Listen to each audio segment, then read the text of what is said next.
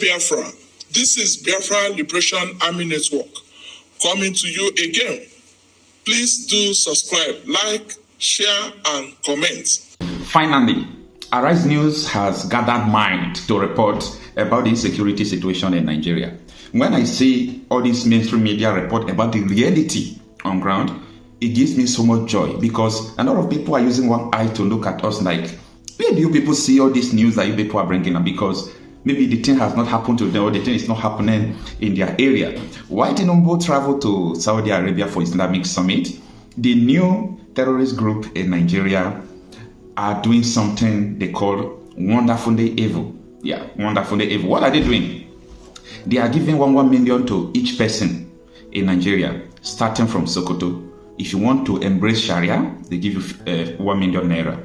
Tell me, the poverty-ravaged Nigeria, who is not going to take 1 million naira? Something is going on. Let's listen to Arise News. We'll come back to talk about this. There's huge insecurity in the land at this moment, and I saw a lot of reactions regarding that. If I come to you, Rufai, in the meantime, a counter-insurgency publication, Zagazola Makama, focused on the Lake Chad region, reported over the weekend that members of a new terrorist group, Lakurama, are offering financial incentives to recruit young people in Sokoto State. According to the publication, the new group is offering as much as 1 million naira to young men in exchange for their allegiance. Makama quoted sources saying that the financial initiatives are part of an aggressive recruitment campaign aimed at attracting followers to their cause. The group are reported to adhere to extremist ideologies similar to the beliefs of Boko Haram. Well, we know that over the weekend, the group had killed about 15 people in Kebbi State. Defense headquarters recently declared 9 suspected members of the group wanted. I believe the spokesperson, Edward Buba, had said that, the terrorists were from the Niger Republic, and they came from that time when there was that sort of disruption between Nigeria and Niger. Let me take a reaction with this story. This is from Chief Emmanuel, who wrote, "This development is deeply concerning and highlights an urgent need for a coordinated response to counter extremism in Nigeria's northwest. The Lakurawa group's tactic of offering substantial financial incentives to economically vulnerable youth in Sokoto directly targets those who may feel they have few options. This, combined with extremist ideology, poses a serious threat to stability in the region. The presence of individuals reportedly from Mali, Chad, Libya, Niger, and Burkina Faso indicates a transnational dimension to this group, transforming it into a regional security issue. Extremist groups like Lakurawa exploit local grievances such as economic hardship and lack of opportunities to attract recruits, often creating a dangerous sense of belonging for disenfranchised young people. Relevant agencies like the Nigerian Army, Nigerian Police Force, the Department of State Services must increase surveillance and intelligent efforts to monitor and counter this threat. Additionally, agencies focused on economic development, such as Nigerian Youth Investment Fund, can collaborate to offer alternative pathways through job creation, education, and skill development programs. This joint approach, combining security with socio-economic intervention, can help protect communities from exploitation by extremist groups. I thought that was such an important message from that Twitter user, especially the last part where he talked about, the collaboration of trying to have this sort of, initiative where you can engage young people in skill work. Okay, so a couple of things. I'll merge 2 stories together. As regards this terrorist group, Oji, for this terrorist group to even bring out, say they want to give people 1 million naira, then there are people funding them. What has the government done to at first block the financial muscle of this group? For every bullet shot, people are buying those bullets. So the government should be able to come in with intelligence, NFIU and the likes, to see who are those funding this group. Secondly, use intelligence and drones and everything to swoop in on them. Absolutely. Thirdly, the economic condition. After the Metisani riots, it was said that if we don't fix the economic condition of the north and some other areas, then we're going to have long-lasting problems. Those problems have come to roost now. Hernando de Soto famously wrote about the mystery of capital. It was Hernando de Soto's suggestion that helped end most of the war in his native Peru. He said, give property rights and give economic empowerment to the people of a certain area, and the role of insurgent group will stop. Because these people too, we have foot soldiers in those communities because of the economic empowerment. Absolutely. So how can we turn that around? The last tweet has talked about things like empowerment schemes in those areas. Yes. So let's work on this, but most importantly, let's find the money. When a revelation was made in Dubai, I regard people that were funding some terrorist group in Nigeria, till today, those people have not been brought to book.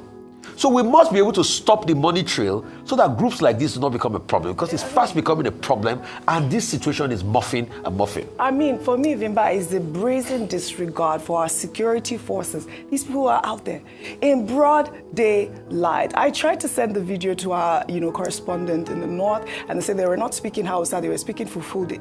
And it's quite rare to see people just out there. What is the location? Why is it possible for them to be able to do this? Before I come to you in the meantime. All right, I want to ask you some questions. Are you really ready of what might be coming? For the people in the southeast, I think you people are very lucky. The reason why I said you are lucky is because the people from the southeast has been preparing for all these things, right from time. They used to speak about this thing, but people from other regions, we look at them as ordinary secessionists who want to talk about some narrative to defend their secession quest. But we are now beginning to see the reality on ground, that everything they have said, especially that of Nnamdi Kanu and some persons, you have come to realize that all these things are true. Just look at, they said they are new terrorists. Now let me decode this issue of a new terrorist group or new. They are preachers, according to the villagers. They come to teach them about Sharia. Now they are promising them 1 million naira. Just agree that, I am embracing your teaching of Sharia. 1 million naira cash. Now, I don't mean to offend anybody, but I want to tell you this. Do you remember that someone like Asari Dokubo, who was not a Muslim before, after the deeds and done during Yaradua time, he was given incentives and so on and so forth. Later, he became a Muslim. He embraced it. So these are the system, or these are the plans they are trying to use. Now, first of all, they know that almost all of them are poor.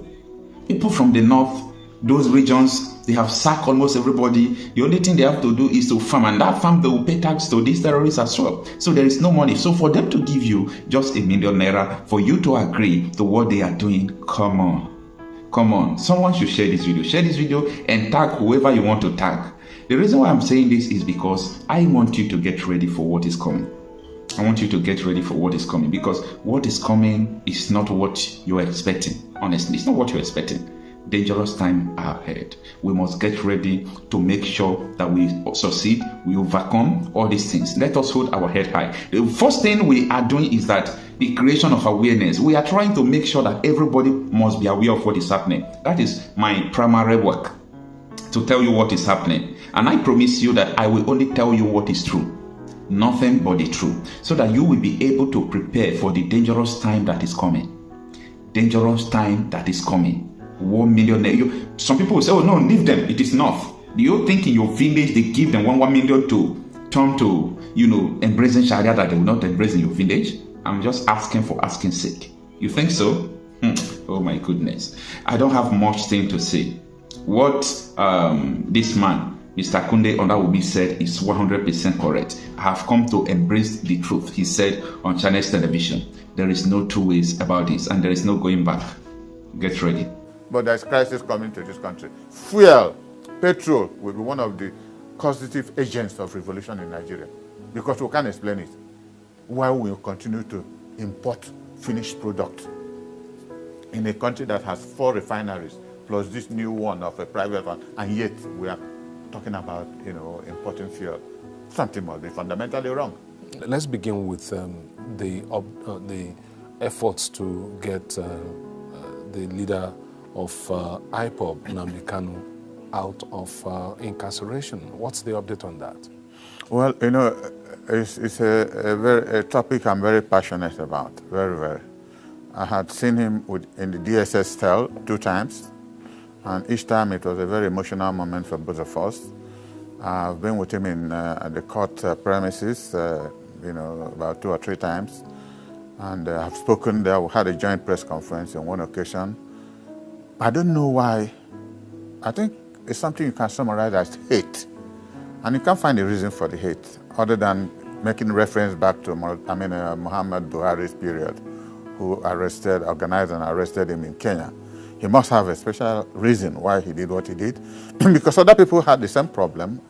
There's a young man who was also arrested in Benin Republic or so, and later came back here after Buhari left office.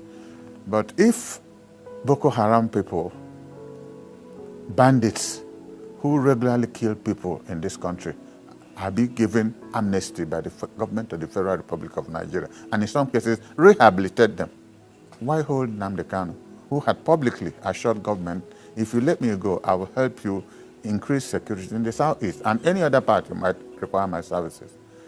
They would have taken a risk on that. But as we speak, they are still granting amnesty to Boko Haram people who kill hundreds of people on a regular basis.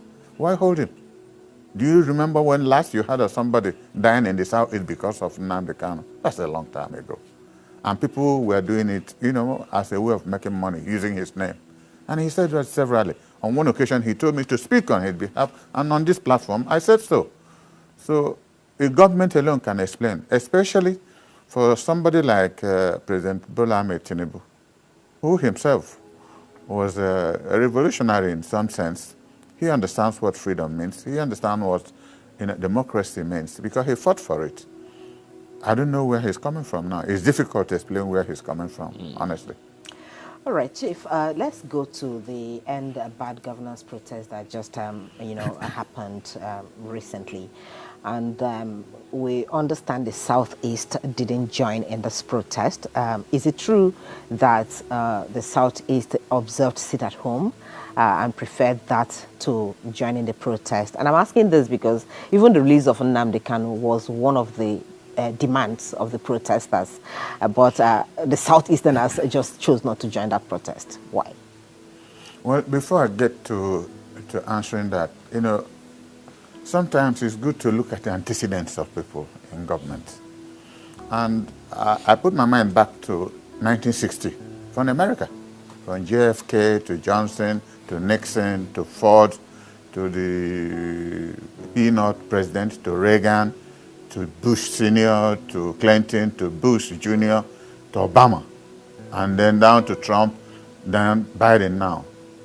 None of them has been it's either you're a senator or a governor.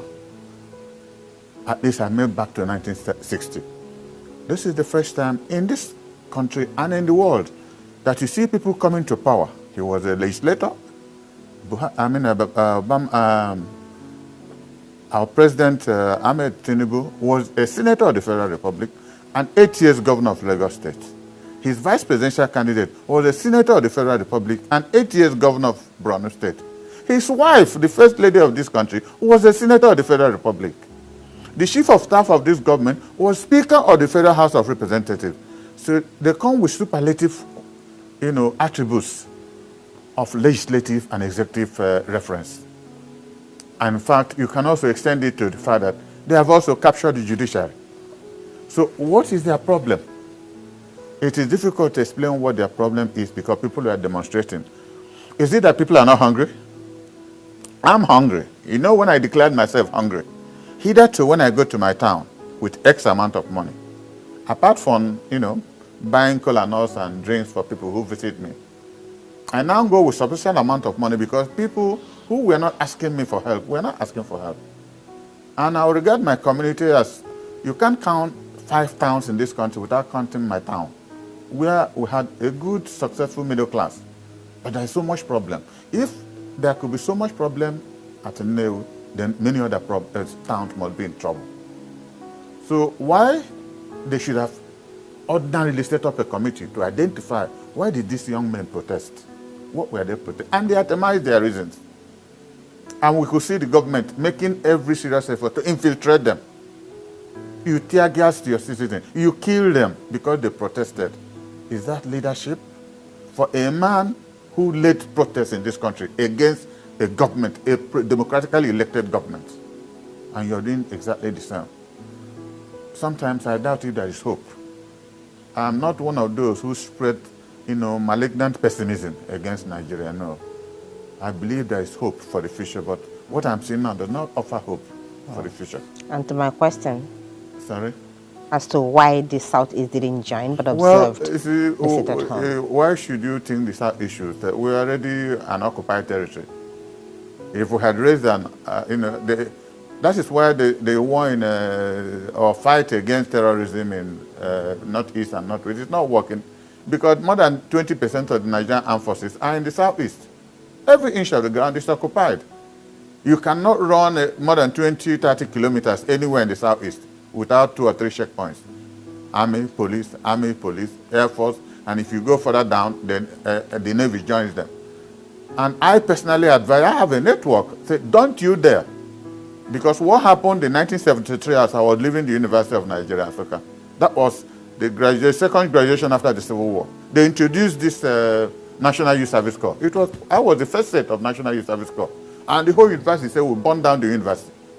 Why am I that? They are now doing it to increase the years of suffering of the Igbos. 32.5 years of the war was not enough. They now want to add us extra year. And a military officer, who incidentally was not Igbo, a Northerner, called me and said, 1 year, if that is the sacrifice your people will make for the stability of Igbo land, you can afford to do it. Don't allow any blood to be shed here. And at the Freedom Square, I got up. Then Professor Kodlinya was the Vice Chancellor. I got up and spoke to the students, and everybody walked away. And we went for youth service. Where are we today? Every other part of this country, they are doing youth service. But it was actually directed for a particular people. And we refused to bow. So I told people, if you don't have need to demonstrate, we're already where we are. There are Igbos across this country who joined the demonstration, and you saw them on television, on your network, speaking in Kaduna, in Lagos, Ibadan, every other place. But in Igbo land, I said no. Because when they open fire there, it will be disastrous. So I thank God that we didn't join, at least at home. But we expressed interest and support outside Igbo land. Chief, the protest has held, and I think it was on Sunday morning after the protest. I think that was day 4 of the protest that the president came out to speak to the nation about the protests. How do you? I'm sure you listened to that speech. Yes. Well, I watched it live, and I watched the commentary of many people. I think it was Wole Soyinka who said it was rubbish. Yes, that's the word he used. And so many other people. Afani Fere condemned it in totality, giving it different reasoning about true federalism. That was not what the president was talking about. I would have expected somebody at that level where your citizens, under your own watch, let me not say under your authority. I don't know how they give authority to the police to act. Police will tell you they're acting in self-defense when they see that they are being attacked. But we also saw the police with vehicles, pro-government demonstrators coming to the stadium. We saw them your network showed them being given money, and they infiltrated and joined the regular, the honest protesters, and they started tear gassing them. So what I'm saying is that it's difficult to explain why the president on that speech would not have said, okay, you have demonstrated, you have protested, because protest is about, problems, unresolved grievances. That is what protest is all about. If I say that, Kunle and Nkoli, what you're doing, I start protesting here. It's one man protest, but there's something I'm trying to emphasize for people to notice, to take notice of. You would have itemized, first is hunger, that they are hungry. Is he telling me that he lives in London, that he doesn't know that his citizens are hungry? I'm setting up a committee in the next 4 days to address this. For all the items you listed, give me 2 months to start effectively addressing them. That would have meant something to, even if you didn't finally do it in 2 months, people will know that you're actively and seriously reacting to the protest. But when you look at his broadcast, it was neither here nor there. He couldn't be bothered, as if he was, how can really they be bothered? How many times has he been in Paris? That was the last time he was there for about almost 2 or 3 weeks. So some of them rule us from foreign land, go to Dubai, And they won't create a Dubai, Paris here. Or they will always run into the plane and go there shamelessly, I must say. So I would have expected him, directly answering your question, to itemize the demands of the protest.